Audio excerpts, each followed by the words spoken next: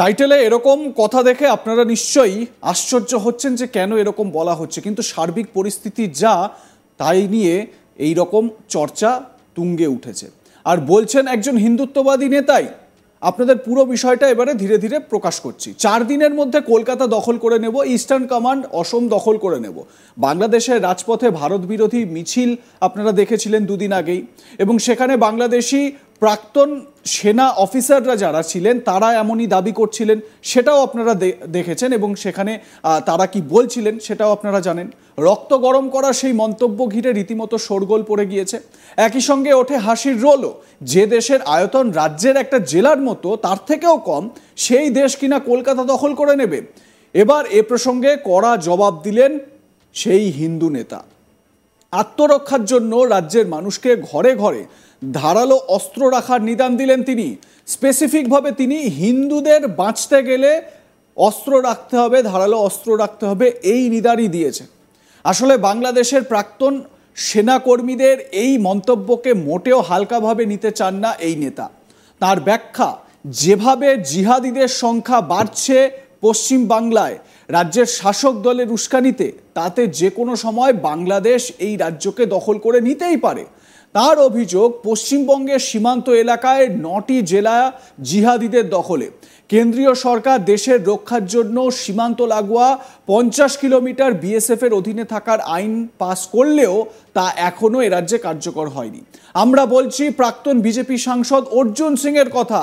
তিনি সরাসরি দেশের স্বরাষ্ট্রমন্ত্রী এবং প্রধানমন্ত্রীকে অনুরোধ করেছেন পশ্চিমবঙ্গকে বাঁচাতে খুব শীঘ্রই বাংলাদেশের দিকে নজর দিন। একই সঙ্গে ভারতে যে এই সমস্ত বাংলায় যারা হিন্দুরা রয়েছেন তাদেরকে বাঁচাতে বা তাদের নিজেদেরকে বাঁচাতে ঘরে ঘরে ধারালো অস্ত্র রাখার নিদান দিচ্ছেন। শুনুন অর্জুন সিং এর বক্তব্য ভাটপাড়ায়। হিন্দুর আত্মরক্ষা, বাংলাকে বাঁচাতে গেলে আমি আজকে টুইটে এটাই বলেছি কি প্রধানমন্ত্রী আর মোদিজি আর অমিত শাহজিকে বিশেষ নজর দিন। এটা হাসিতে উড়িয়ে দেওয়ার কথা নয়, কিন্তু যেভাবে জিহাদিরা যখন জামাতে ইসলামী লোকেরা বাংলায় অ্যাটাক করবে, যখন বাংলায় কলকাতা দখল করার কথা বলছে, প্রত্যেকটা হিন্দুকে নিজের আত্মরক্ষা করার জন্যে একদম অস্ত্র রাখতে হবে, তলোয়ার রাখতে হবে বাড়িতে, নালে কিন্তু বাঁচার জায়গা নাই। মমতা ব্যানার্জি পুলিশ এই জেহাদিদেরকেই মদত করবে। দিল্লির কথা না বলে কলকাতা দখলের কেন বলছে? এটাই তো সব থেকে বড় ব্যাপার আছে। দিল্লি দখল না করে কলকাতা, আসামকে বলছে না কেন, ত্রিপুরাকে বলছে না কেন? বলছে এই জন্যে কি এখানে অলরেডি জিহাদিরা দখল নিয়ে নিয়েছে কলকাতাকে, বকলমে দখল। পার্ক স্টেশন, মেটিয়া ব্রুজ, রাজাবাজার, এই কাশীপুর, বেলগাছিয়া সবটাই তো দখলে আছে। গোয়েন্দাদের কাছে খবর থাকলেও একটা স্টেট গভর্নমেন্ট যখন সেপারেশনের কথা বলবে, স্টেট গভর্নমেন্ট যখন জিহাদিদেরকে মদত করবে, তখন আপনি কি করতে পারবেন? আমি যে টুইট করেছি যে বিগত দুদিন আগে বাংলাদেশে যে এক্স আর্মিরা যে একটা মিছিল বের করে বলছে 4 দিনের মধ্যে কলকাতা নিয়ে নেবে, এটাকে হাসিতে উড়িয়ে দেওয়ার ব্যাপার নয়। আপনি যদি বিগত 6 বছর 7 বছরের গল্পটা দেখেন, পশ্চিমবাংলা পরিস্থিতিটা কী আছে। পশ্চিমবাংলা মুখ্যমন্ত্রী বিএসএফের বিরুদ্ধে কথা বলেন, তাদেরকে ডিমোরালাইজ করেন, অথচ বিএসএফকে 50 কিলোমিটার এরিয়া অবধি সমস্ত ব্যাপারে ইনভলভমেন্ট করার জন্য আইন পাস হয়েছে।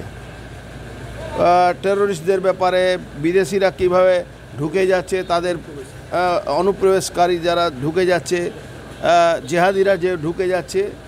কিন্তু বাংলাদেশে, পশ্চিমবাংলায় 9টা বাংলাদেশে যে বর্ডার আছে, 9টা ডিস্ট্রিক্ট কভার করে। 9টা ডিস্ট্রিক্টের ডেমোগ্রাফি অলরেডি বাংলাদেশে মুসলমানরা এসে চেঞ্জ করে দিয়েছে। কোথাও 70%, কোথাও 60%, কোথাও 80%। আর সমস্ত মাফিয়ারা, সব মুসলমান মাফিয়ারা ওখানে জায়গাটা ধরে নিয়েছে। যখন একটা সরকার, ওয়েস্টবেঙ্গল সরকার, বিএসএফের মুখ্যমন্ত্রী ডাইরেক্ট বিএসএফের বিরুদ্ধে একটা কথা বলছেন, বিএসএফকে ব্যাকফুটে না যাওয়ার কোনো কারণ নেই। মাত্র 4 দিনের মধ্যে কলকাতা দখল করে নেব, ভারত তো দূর, আমেরিকাও আমাদের সঙ্গে টিকবে না, এমনই হুমকি দিয়েছিলেন বাংলাদেশের প্রাক্তন সেনাকর্মীদের একাংশ। সম্প্রতি বাংলাদেশে ভারত বিরোধী মিছিল থেকে এই দাবি উঠেছিল।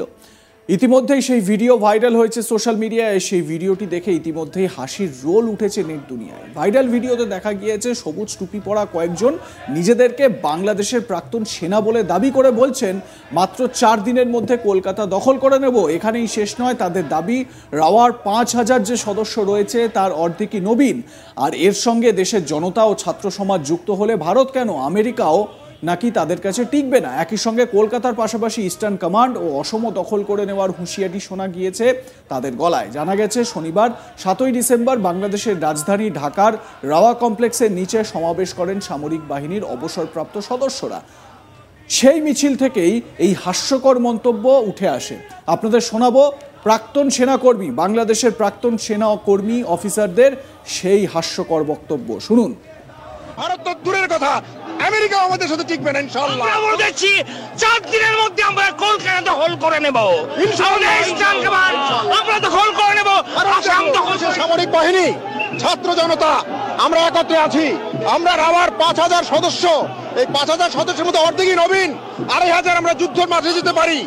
আর এর সাথে যদি 30 লাখ ছাত্র জনতা যোগ হয় তাহলে ভারত তো দূরের কথা, আমেরিকা আমাদের সাথে টিকবে না ইনশাআল্লাহ।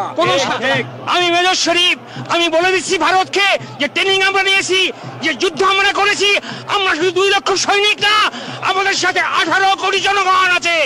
আমাদের ট্রেনিং, আমাদের দক্ষতা ভারতের চেয়ে অনেক বেশি। আমরা যদি একবার সাহস করে আমার দেশকে যুদ্ধ করবে, আমরা বলে দিচ্ছি 4 দিনের মধ্যে আমরা কলকাতা দখল করে নেব ইনশাআল্লাহ। আমরা দখল করে নেব আসাম দখল করে নেব। অমিত জি এবং রাজনাথ সিং জি, আপনারা বাংলাদেশ সেনাবাহিনী যেটা দেখেছেন 72 সালের, সেই সেনাবাহিনী এখন আর নাই। আমরা এখন যুদ্ধোপযোগী এবং যে কোনো শত্রু মোকাবেলায় প্রস্তুত। আপনারা আর আস্ফালন তুলবেন না। ইস্টার্ন সেক্টর, ইস্টার্ন কমান্ড কোথানের ভয় আমাদেরকে দেখাবেন না। শুধু আমরা সশস্ত্র বাহিনী নই, 17 কোটি জনতা আছে আমাদের সাথে, আপনাদেরকে সীমান্তেই রুখে দিতে। যদিও এই হুঁশিয়ারিকে হাস্যকর বলে মনে হলেও অর্জুন সিং কিন্তু এই হুঁশিয়ারিকে বা এই হুঙ্কারকে একেবারেই হাসির বলে মনে করছেন না। 1971-এর মুক্তিযুদ্ধে ভারতের অবদান ছিল অনস্বীকার্য। ভারতীয় সেনা পাশে না দাঁড়ালে আজকে স্বাধীন বাংলাদেশ হতো না। কিন্তু সেই ইতিহাস ভুলে কি করে অবসরপ্রাপ্ত বাংলাদেশ সেনার তরফেই দাবি করা হলো তা নিয়েও প্রশ্ন উঠেছে। একই সঙ্গে বাংলাদেশের গায়ে লেগেছে বিশ্বাসঘাতক তকমাও। আপনাদের মতামত জানান, দেখতে থাকুন আজ তাক বাংলা।